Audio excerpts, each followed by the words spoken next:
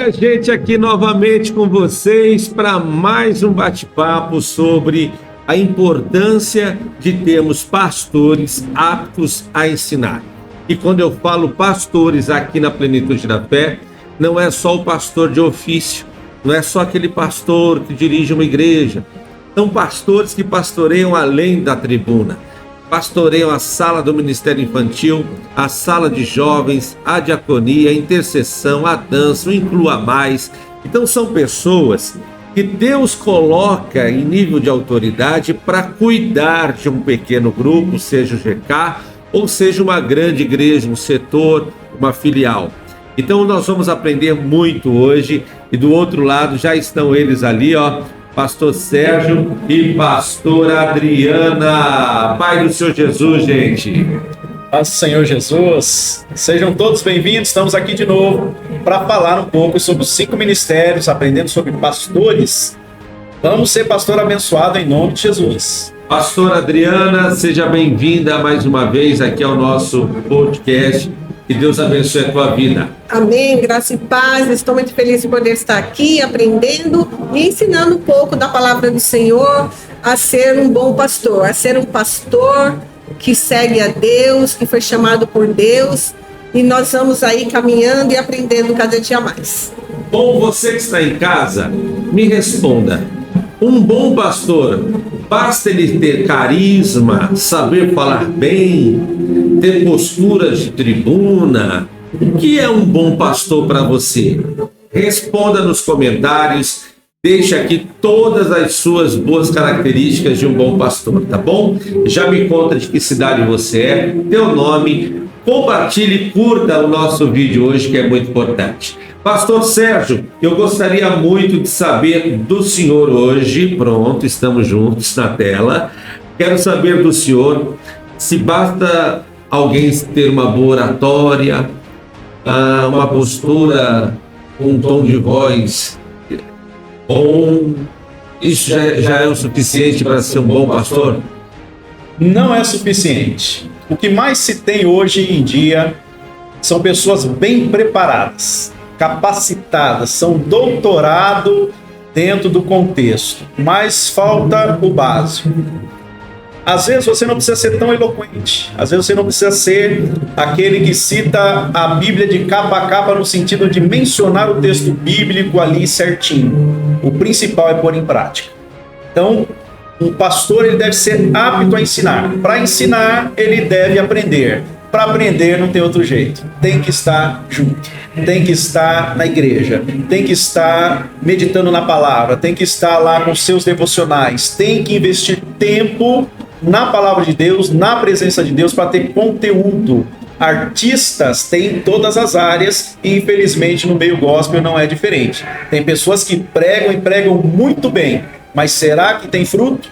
Será que o que está sendo apresentado não é meramente uma técnica? Então nós precisamos estar atentos em avaliar, examinar tudo, reter o que é bom, e aí nós vamos saber se estamos no caminho certo. Então, esta questão do pastor ser apto a ensinar é mais do que ser um mestre, é mais do que ser um doutor. É claro que se ele tiver condições de ensinar, lecionar, é importante, mas o verdadeiro instrutor pastoral é aquele que ensina com sua vida, ensina com seus passos. É isso, pastora Adriana?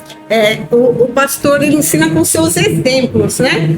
Então, quando a gente olha realmente um pastor, a gente vai ver como ele age na família, como ele age com os amigos, como ele age dentro da igreja. E aí a pessoa vai perceber realmente que ele ama a Deus. Então, uma das características também principais é o pastor amar a Deus. Se ele ama a Deus, ele vai saber perdoar, porque muitas vezes as pessoas são ingratas com pastores, né? Eu já pastorei igrejas que as pessoas saíam e nem falavam, pastor, Deus abençoe, obrigado pelo tempo que eu passei, embora e nem dão a paz, Deus abençoe. Então, essas coisas, esses sentimentos não podem regir a nossa vida. Então, quando a gente ama Deus, está ali com uma intimidade com Deus, a gente consegue perdoar essas pessoas, a gente consegue continuar amando, porque a gente sabe que um dia vai encontrar de novo, né? Então, ser um pastor, realmente, a gente tem que se abdicar da nossa vida para poder viver a vida do outro, para poder ajudar, para poder ensinar, e aí vai ser com a nossa vida. Vamos supor, se eu não consigo perdoar, como que eu vou ensinar o irmão a perdoar? Se eu falar, irmão, mas você tem que perdoar, fizeram isso para você. Não, mas a senhora não perdoou, a senhora é pastor. Então, a nossa vida tem que ser ali com Deus mesmo, para que a gente possa passar por essa experiência, para poder ajudar as pessoas a passarem por isso também. Pastor Sérgio, eu estou percebendo, semana após semana, que essa história de ser pastor é bem mais complicada do que muita gente imagina. Principalmente quando você exerce o pastoreio com pequenos grupos. Porque as pessoas estão mais próximas todo dia. Elas percebem quem é você todo dia.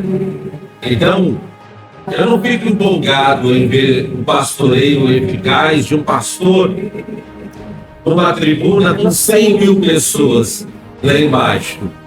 Eu fico muito empolgado com um pastor de 12 pessoas no GK. Porque é ali que a gente de fato se torna relevante para as pessoas. É mais ou menos isso, pastor Sérgio? Com certeza. É ser, referência, é estar exposto. Assim como você conhece aquele pequeno grupo, o pequeno grupo te conhece. E é ali que você vai ser avaliado, Como a pastora estava mencionando, a pessoa vai falar de amor, ela pode pregar muito bem sobre amor, ela pode trazer um sermão sobre amor maravilhoso, ela pode realmente ser usada por Deus para tocar no coração daquelas almas que estão ouvindo, mas ela vai ensinar muito mais se depois desse sermão ela for percebida em situações em que ela pode expressar esse amor aprendido. Então, os atos falam mais do que as palavras. A palavra é poderosa e transforma vidas, mas nós precisamos ser transformados e deixar transformar. Os pequenos grupos têm a capacidade, têm a facilidade de perceber quem é quem. A questão de ouvir a voz do seu pastor e reconhecer essa proximidade. E eles estão sempre reconhecendo a voz do seu pastor. Onde você está aí ouvindo a gente falar de pequeno grupo, de GK e de ministérios, quer mais informações? Chame a gente no WhatsApp e a nossa equipe vai entrar em contato com você. DDD 11 947730125. Olha, nós temos hoje pessoas sendo pastoreadas na Bahia, pessoas sendo pastoreadas no Rio Grande do Sul, pessoas sendo pastoreadas de forma virtual Portugal, pessoas sendo pastoreadas Áustria, pessoas sendo pastoreadas em São Paulo, Guarulhos, interior, para todo lado. Porque essa ideia de pastoreio virtual não é a mesma coisa.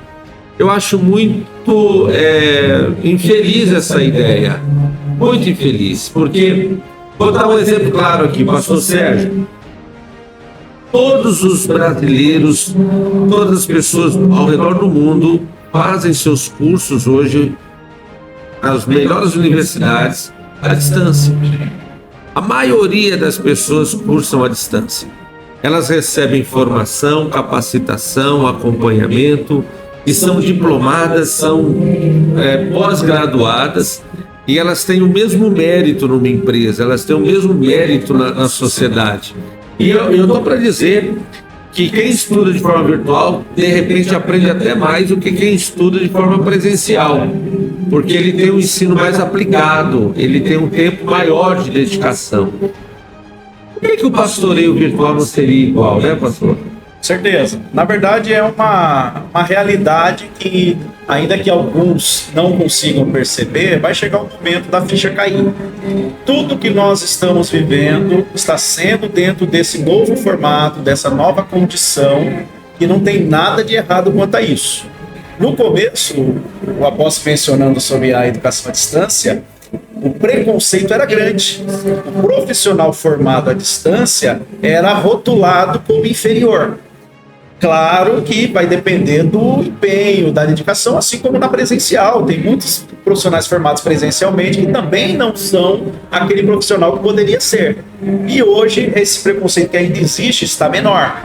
Hoje as pessoas são reconhecidas como profissional equivalente Até o MEC já aceitou toda essa condição, estabeleceu como regra que são equivalentes, mas ainda há um pequeno grupo de pessoas que são preconceituosas. Isso no meio religioso virtual não é diferente.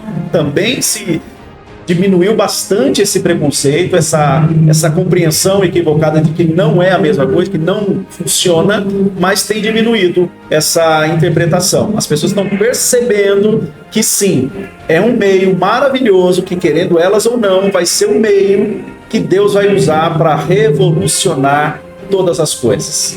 Agora, eu gostaria de pedir a vocês que nos dessem um exemplo de como que a pessoa vai ser bem acompanhada por um pastor se elas precisam do bom exemplo na vida deste pastor de forma virtual. Como é que eu vou enxergar esse pastor dando bom exemplo se eu só acompanho ele de forma virtual? Bom, a gente vai para um rápido intervalo aqui e a gente já volta falando sobre isso. E você que está em casa, está gostando do programa? Fala pra gente, conta pra gente, compartilha, chame as pessoas para o nosso bate-papo hoje, porque ele está incrível, tá? Daqui a pouquinho a gente já está de volta. Graça e paz, meus irmãos. Estou aqui com meu amigo, pastor Fábio Fachin. Pastor, está chegando o nosso Moriá 2023. Meus irmãos, vai ser uma grande bênção, Moriá. O dia que Deus considera os seus sonhos vai ser na cidade de Suzano, no ginásio Mirambaba, a partir das 16 horas. Não é isso, parceiro? 16 horas, esperamos o irmão lá e a irmã, em nome de Jesus. Vai ser uma grande bênção. Vem pro Moriá!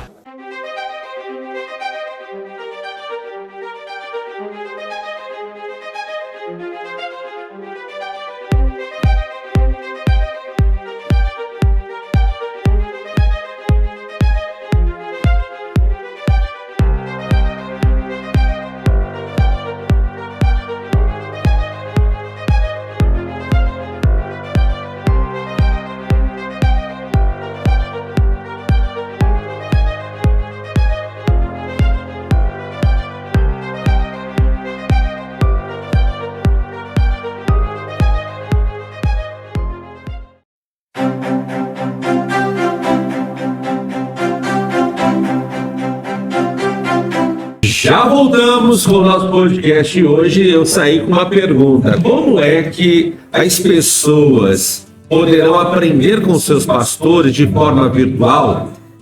E o eficaz ensino é a prática de vida deste pastor, é a conduta deste pastor e não apenas o sermão que ele prega ou os textos que ele aplica no dia a dia. Pastora Adriana, dá para nos ajudar nessa pergunta? Vamos lá.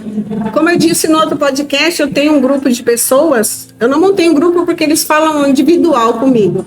Mas em Barretos, em Goiânia e Tapiratiba. Essa Tapiratiba é uma cidade no interior de São Paulo. E eles mandam mensagem fazendo várias perguntas sobre Bíblia, sobre situações da vida deles, pedindo conselhos, né, aconselhamentos.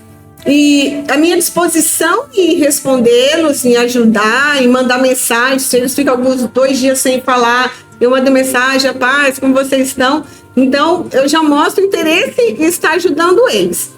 E, através das redes sociais, eles vão me conhecendo, né? Porque não só pelo WhatsApp. Então, pelo que a gente posta, né? A vida do pastor, ela também é exposta através da internet. Então, por isso também nós vamos conhecendo através disso. Então, como é a vida do pastor? Onde o pastor está? Por onde ele está andando? O que ele está fazendo? Então, a nossa vida já é exposta pela internet. A vida do pastor é mais ainda, né? Porque se o pastor der uma escorregada, todo mundo vai saber. Se postar uma foto, né? Ou algo que o pastor fez, sei lá, pode acontecer alguma coisa, não sei. Mas todo mundo tá vendo. Então não é só a vida de andar junto, mas o que o pastor expõe também. Então nós estamos vivendo um tempo que, como a gente disse, a vida do pastor tem que estar ali mesmo, aos pés do Senhor, buscando a Deus, para que eles vejam Jesus em nós, para que eles vejam o agir de Deus também através das nossas vidas. Então a nossa disposição em ajudar essas pessoas que estão longe, eles veem isso. E é uma bênção de Deus também, né? Como eu ia alcançar uma pessoa que mora lá nessa cidade que eu nem lembrava o nome, Tapiratiba? Como que eu alcançar uma pessoa que está lá em Goiânia? né? Então Deus está agindo, né, através das redes sociais também, e eu creio que isso está sendo bênção para nossas vidas. Pastor Sérgio, o senhor acredita que o convívio também dentro do GK possibilita esta percepção? A pessoa, por conviver muito ali naquele ambiente, ela acaba tendo essa experiência de conhecer mais a vida desse pastor? A gente está no mundo, né, virtual, conectado, em que hoje ninguém fica sem descobrir as coisas. Se você, de repente, ouviu alguém pregando, ensinando, ou alguém que está sendo agora reconhecido por algum feito que vale a pena conferir, essa pessoa simplesmente entra na internet, pesquisa nas redes sociais e lá ela vai encontrar aquela pessoa fazendo algum tipo de postagem. Então está muito fácil a gente conhecer as pessoas através dessa interação que praticamente ninguém deixa de usar. Então você vai achar o pastor lá no Instagram, no Facebook, no YouTube, nas postagens, em algum blog, em algum site, em alguma participação em podcast, como a nossa, por exemplo, e assim por diante. Ou seja, nós temos condição hoje de acompanhar e também de ser acompanhado. Então, da mesma maneira, um pastor de pequenos grupos, um pastor virtual, ele vai também interagir pelas mídias sociais, e isso vai acontecer de forma muito natural e prática, como já vem sendo realizado. E é por isso que nós devemos dar maior vazão, maior abrangência para esse método, porque é o método que realmente está em alta. Se você não discipular pela mídia social, se você não ser um pastor virtual, um pastor pelas mídias sociais, você vai estar deixando a sua ovelha para que outro pastoreie. Porque as pessoas estão na mídia, as pessoas estão usando esses recursos e elas têm uma disposição enorme. Já diz a Escritura, os filhos das trevas são mais prudentes que o da luz. Mas essa ferramenta não é do diabo, essa ferramenta é de Deus e ela pode ser usada em prol do reino. Seja um pastor virtual, um pastor de pequenos grupos, um pastor que se importa com almas, um pastor que começa a digitar ali coisas maravilhosas da palavra de Deus para que seja compartilhado. Às vezes a pessoa está lá do outro lado pensando, eu queria tanto levar uma palavra de fé, uma palavra de esperança para alguém, mas eu não tenho um conteúdo para enviar, eu não sei o que fazer. E vai lá o pastor e já manda aquela tirinha, aquela imagem, aquela construção ali dirigida pelo Espírito Santo e vai ser compartilhado com 1 milhão de pessoas, não importa o lugar. Então você é uma ferramenta de Deus, use esses recursos que Deus colocou à nossa disposição. Bom, nós vamos para um recado rapidinho aqui e logo depois eu quero saber dos pastores se tanto o pastor nas redes sociais, no virtual, quanto o pastor do pequeno grupo, ou da escolinha infantil, ou até o pastor de ofício, se a oração é um elemento poderoso de identificação de um pastor eficaz, de um pastor segundo o coração de Deus. A gente vai saber disso já, tá bom? Fica aí com esse recado, a gente já volta. Graça e paz, meus irmãos. Estou aqui com meu amigo, pastor Fábio Fachin. Pastor, está chegando o nosso Moriá 2023. Meus irmãos, vai ser uma grande bênção, Moriá. O dia que Deus considera os seus sonhos vai ser na cidade de Suzano, no ginásio Mirambava, a partir das 16 horas, não é isso, parceiro? 16 horas, esperamos o irmão lá e a irmã, em nome de Jesus. Vai ser uma grande bênção. Vem pro Moriá!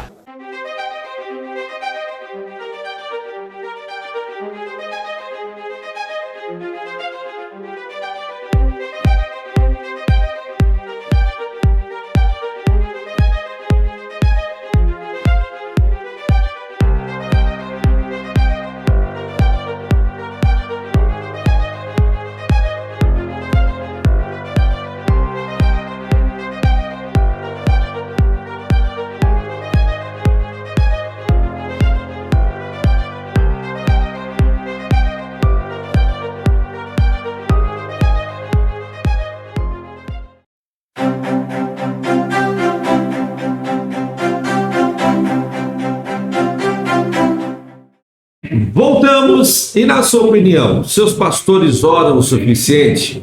Você que é pastor, você está orando o suficiente? Ou sempre te falta ainda mais disposição para a oração? Eu quero saber dos pastores que estão aqui do outro lado, se pastor eficiente é aquele que ora. E aí, pastores? Bora, pastor. Quanto mais a gente está próximo de Deus, mais a gente demonstra a Deus na nossa vida.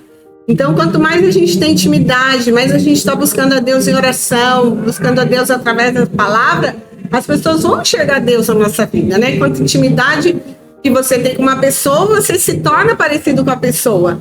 E se a gente busca Deus, tem o hábito de buscar, né, em oração, em palavra, com certeza isso vai ser demonstrado na nossa vida. Então, quanto mais intimidade, mais oração, mais a gente vai ver Deus na vida do pastor.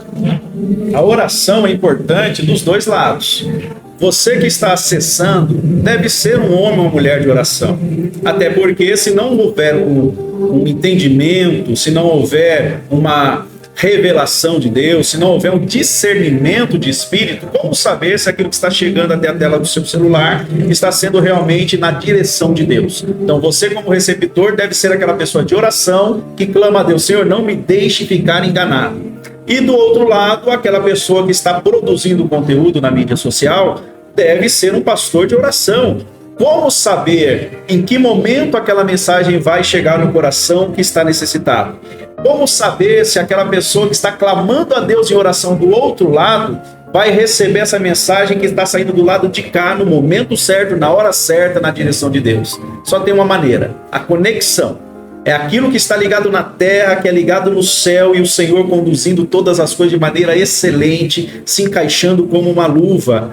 Deus, Ele quer usar todos nós e Ele precisa que nós estejamos atentos. E a melhor forma de fazer isso é estando em oração. O pastor deve orar, sem dúvida nenhuma. A ovelha deve orar também. E todos em oração, como nós aprendemos com a palavra de Deus. Temos que orar sem cessar. E principalmente com tanto conteúdo na rede social, não dá para fazer de outra forma senão na direção de Deus. Então peça a Deus que não te deixe enganado. Peça a Deus discernimento, peça a Deus em oração todos os dias: Senhor, que eu não fique confundido com aquilo que eu estou acessando. Tem muita gente por aí dizendo que é pastor, trazendo revelação, trazendo orientação, é um monte de conversa misturada que às vezes alguns aí que não estão em oração pode ficar confundido. Mas se você estiver atento e interpretando bem quem é o pastor que está do outro lado te ensinando, você com certeza será um vencedor em nome de Jesus. Bom, você que está aí do outro lado, me responda. Você tem tido uma vida de oração?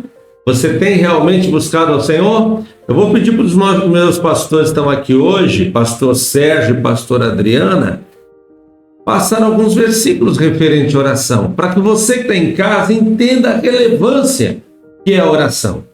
Seja você o pastor da sua família, o pastor das crianças, o pastor do adolescente, o pastor de ofício em uma igreja, a oração, ela é fundamental. Vamos lá para alguns versículos? Vamos tentar fechar o nosso programa citando versículos hoje? Bora, pastor? Vamos lá. Vai. Nós estamos muito preocupados com a vida de oração. Nós temos visto que o tempo para oração tem diminuído, assim como o tempo dedicado a tudo que não é tão importante quanto a oração tem sido aí o grande calcanhar de Aquiles na vida de muito cristão. Nós aprendemos com o próprio Jesus Cristo quando ele se coloca em oração e chama os seus discípulos e diz: ore comigo um pouquinho, e eles passam ali a noite inteira dormindo. Olha que situação complicada. Jesus no Getsêmani, prestes a concluir essa sua grande obra, e clamou aos seus amigos: orem comigo, e eles não foram capazes de orar. Por isso que nós devemos sempre orar. E aí Jesus os repreende uma vez, repreende duas vezes, e quando na terceira ocasião Jesus já fala: agora não adianta mais, chegou o grande momento. Mas ele estava em oração. O que vai ser de nós se nós não estivermos em oração? Temos que orar sempre. Pastora Adriana? A Bíblia diz que nós temos que orar sem cessar, né? Então, assim, em todo momento, em todo tempo, não importa a situação, não importa a dificuldade a que nós estamos passando, nós temos que ter uma vida de oração para não cair em tentação, né? Jesus, ele fala, nesse texto mesmo que o pastor acabou de falar, que o espírito está pronto, mas a carne é fraca. Então, a nossa luta diária sempre é conosco mesmo. Nosso maior inimigo somos nós. Muitas vezes a gente quer jogar a situação, a culpa para um, para outro, mas se nós estamos em oração, se nós somos tementes ao Senhor, buscando a Deus, fica mais fácil de não cair nas tentações. Então, nesse momento de Jesus ali, No momento que ele sabia que ele ia ser entregue, ele falou: orem, vigiem, para que vocês não caiam em tentação, porque a carne é fraca. Então, quanto mais a gente busca o Senhor, quanto mais a gente ora, a gente está mais propício a continuar em pé. Verdade. Olha só o que diz em Jeremias 29:12. Então vocês me invocarão, se aproximarão de mim em oração e eu os ouvirei. Jeremias 29:12. Para se aproximar de Deus tem que estar em oração. Não há outra maneira de falar com o Pai senão em oração. Vivemos em espírito, mas o momento de você se prostrar diante de Deus, reconhecer Ele como seu único Salvador, você precisa fazer isso regularmente. Clame a Deus em oração que você vai ver que a sua vida vai melhorar. Já diz aquele adesivinho de vidro de carro: hora que melhora. Hora que melhora. E a oração praticada pelo líder, praticada pelo pastor, ela é um ato de instrução ao rebanho. Então, pastores que nunca são observados orando, que nunca oram pelo povo fora do altar, que não passam tempo de oração, eles acabam dando um sinal, uma lição muito ruim para os seus discípulos. Sim. O Senhor mesmo citou: Jesus ia orar e os discípulos dormiam. Imagina se Jesus fosse dormir. Quando é que eles iam orar um dia? Não é verdade? Então, a gente precisa ter essa percepção.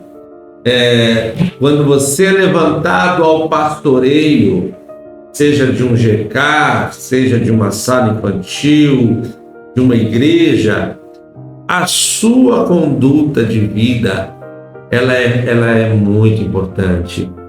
E você não vive mais para você, agora você vive para dar lições. E lições ruins você não precisa nem se esforçar, porque faz parte da nossa natureza. Agora, lições positivas, lições boas, é preciso aplicação. E a oração é uma dessas lições que você tem que decidir. Não é fácil orar, pastora. Pastor, não é fácil orar.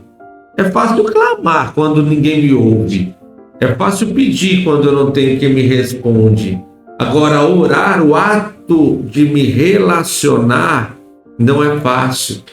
Mas quando ele é aplicado, ele vai se tornando natural. Então, eu não sei com vocês, mas comigo, em alguns momentos do ano, eu preciso me aplicar de forma não natural. Pode ser uma forma até difícil de tentar fazer os irmãos entenderem, mas tem alguns momentos do ano que eu oro a Deus mesmo não sentindo nada. Eu oro a Deus mesmo não tendo arrepio nenhum, não ouvindo absolutamente coisa alguma, e a oração às vezes é até cansativa, porque é o momento do relacionamento sendo provado.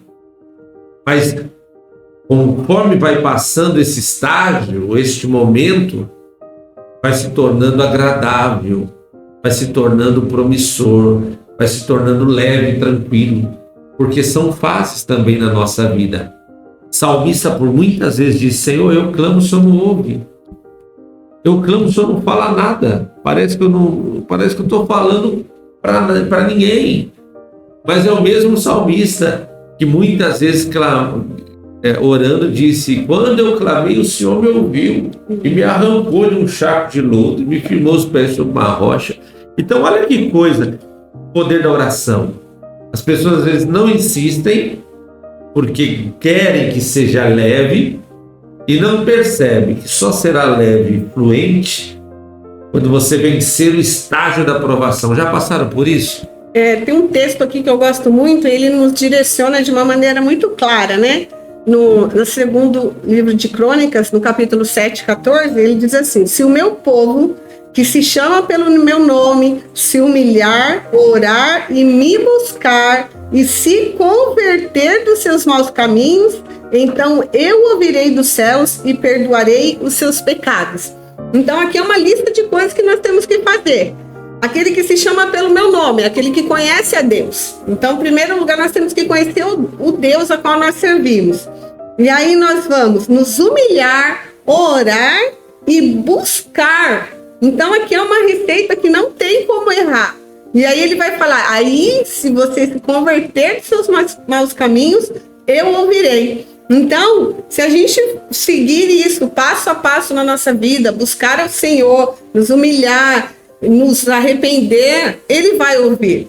Mas ele vai responder na hora? Não, Deus ele tem o tempo dele, né? Muitas vezes tem pessoas que fazem campanha 7 semanas. Deus não respondeu? Então não vou fazer mais, porque Deus não me ouviu. Acha que Deus tem que fazer porque ele fez. Então, a maturidade vem, como o senhor disse, às vezes a gente não sente nada, mas sabe que Deus está ali. Sabe que na hora certa, da maneira dele, porque ele sabe o tempo certo, ele vai responder ao nosso clamor. A maturidade do Elias, né? É a maturidade. Eu não fui lá, não sei se a nuvem está lá, mas eu sei que Deus já mandou. Ela é pequena, inclusive. Mas ela tá lá, vai lá e veja. Agora esse ato de buscar é poderoso, né? Pedi, dá-se-vos-á, buscai e acharei, batei. Há um ato de insistência, né? Bom, gente, se a gente for falar de oração aqui, a gente vai ficar um mês. É outro tópico, né? Do tema. Não sei se vocês estão gostando aí em casa, mas se estiver gostando, deixa o seu like, curtir, deixa o gostei, né? Compartilha. Mas estamos chegando quase ao final. Você vai ver aí um testemunho muito incrível e na volta as considerações finais dos nossos pastores aqui hoje, tá bom? Então fica ligado com a gente já volta. Graça e paz, meus irmãos, estou aqui com esse casal de pastores abençoados. 16 anos de Igreja Plenitude da Fé, pastora? 16 anos. Muitos milagres? Muitos milagres. O que Deus fez na vida da senhora? Deus fez vários milagres, mas vamos resumir um pouquinho, sim, né? O primeiro milagre que Deus fez na minha vida, na Plenitude da Fé, foi de um mioma. Um mioma, ele era do tamanho de uma laranja. Meu Deus. Era bem grande. E quando eu fui pro hospital, o médico falou: nossa, não pode nem movimentar, porque senão ele vai estourar. Fiquei a noite toda internada, né? Fazer o exame de manhã cedo. Eu já estava preparada para ir, né? Pra sala de cirurgia. Daí apareceu um médico lá do nada. Aí fala assim, ó: ela não. Aí eu falei: meu Deus, e agora? Ele falou: vamos fazer mais um exame nela. Chegou lá, fez o exame de novo, né? Era um tamanho de uma laranja, né? O mioma. Aí quando o médico chegou para levar pra sala, ele olhou e falou assim, pegou papel, gente, e falou assim: o que vocês querem operar nessa mulher? Na hora da cirurgia. Deus confundiu a medicina. Confundiu a medicina. Sumiu o mioma. Até eu fiquei meio credo. Eu falei: deixa eu ver. Deus é maravilhoso. Deus é maravilhoso. A senhora teve mais milagres. Daí teve mais. Agora, recentemente, teve outro, né? Agora eu contei um milagre aqui na igreja. Eu fazia um tratamento de glaucoma, quase 20 anos, né? Assim, fazendo tratamento. E todo mundo sabe, pastor, que glaucoma não tem cura. E aí eu vim fazendo aquele tratamento, pingando colírio, como o médico sempre mandou, 20 anos. Aí quando chegou, teve uma reunião aqui, o pastor chamando os pastores para orar, né? E nessa a gente tá lá, abençoando o povo, né? E automaticamente Deus vai abençoando a vida da gente. Fui para casa, no dia seguinte eu já tinha uma consulta com o médico, né? Chega lá, o médico abre e fala assim: nossa, não sei o que aconteceu, porque não tem mais glaucoma. Sumiu o glaucoma, gente. Curado do glaucoma. Glaucoma, mioma. Deus fez a obra, que bênção. Deus fez a obra. Maravilhoso. Deus, ele é lindo, maravilhoso, gente. Basta ter fé. Deus é fiel. Que Deus opera milagres. Está chegando dia 11 de novembro, Moriá. Então, eu deixar um convite para os irmãos de casa. O que Deus fez na vida da senhora, com certeza Deus quer fazer e vai fazer na vida de quem está assistindo, meu irmão. Eu creio. Amém. Amém. Vem pro Moriá. Deus tem muitas bênçãos na sua vida. Em nome de Jesus. Vem. Deus é fiel.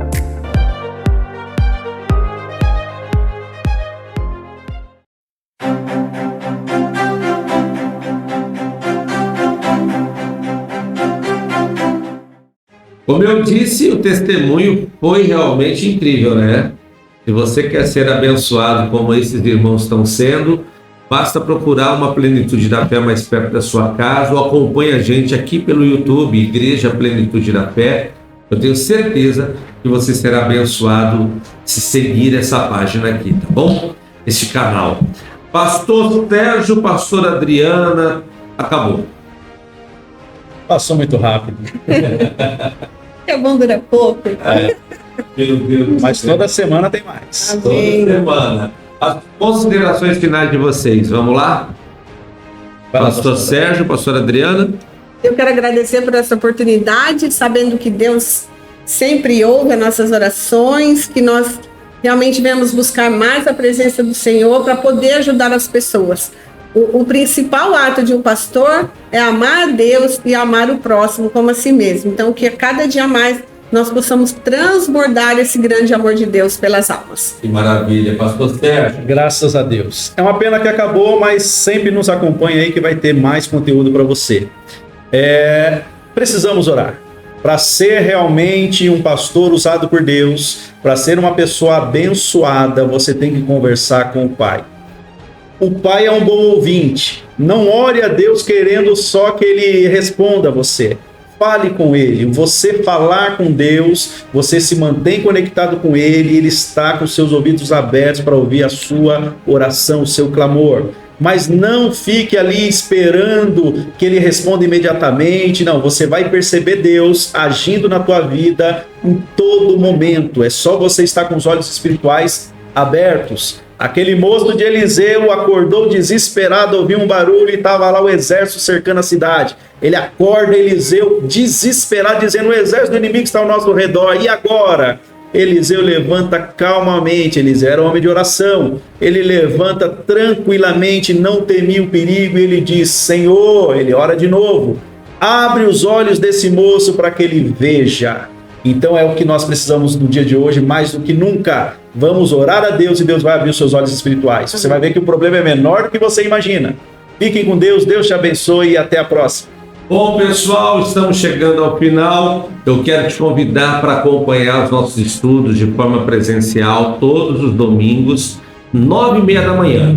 E a última quarta-feira do mês é o nosso aulão, né? Um presencial. Todo mundo na igreja às 7 horas da noite, tá bom? Na última quarta-feira do mês. E aqui o nosso programa, toda quarta-feira, 19 horas. Até para você lembrar que a última do mês é presencial, tá bom? Deus abençoe vocês. Até o nosso próximo encontro.